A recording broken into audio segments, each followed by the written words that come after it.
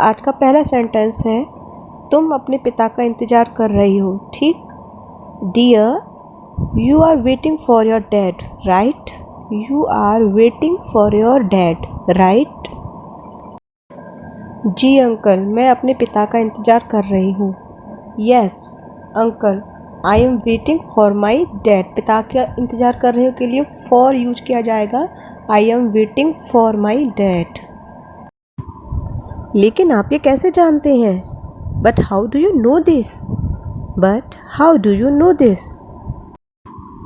मैं तुम्हारे पिता का दोस्त हूँ, उन्होंने ही मुझे भेजा है। आई am your fathers friend, I am your fathers friend. He has only sent me भेजा है। He has only sent me मतलब उन्होंने ही केवल मुझको भेजा है तुम्हें लेने के लिए। He has only sent me. मेरे पिता ही मुझे रोज़ ले जाते हैं।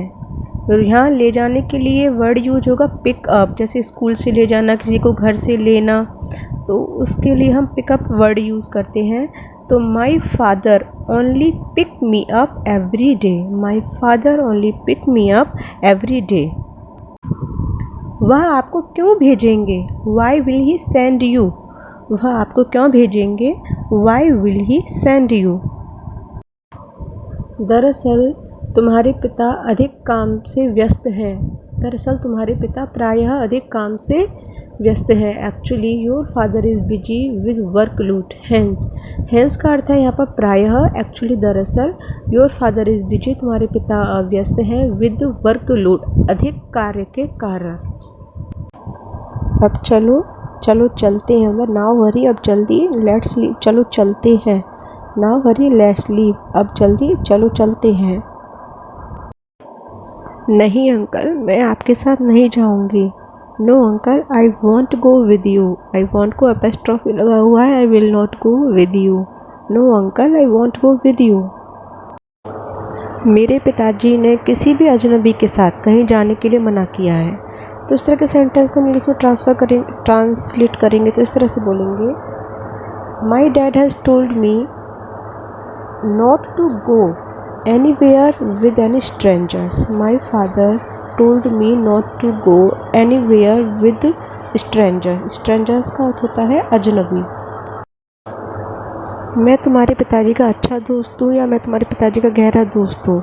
आई am your dad's close friend. I am your dad close friend. वह मुझे अच्छे से जानते हैं। He know me well. He knows me very well. Very well बहुत अच्छे से। He knows me very well. जल्दी करो, चलो। हरी, नाउ हरी माने जल्दी, नाउ माने अब, लेट्स गो चलो। लेट्स गो चलो।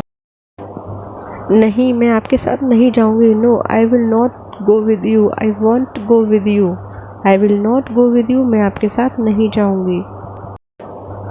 मैंने तुमसे साथ चलने को कहा है ना। इसको कुछ इस तरह से ट्रांसलेट करेंगे,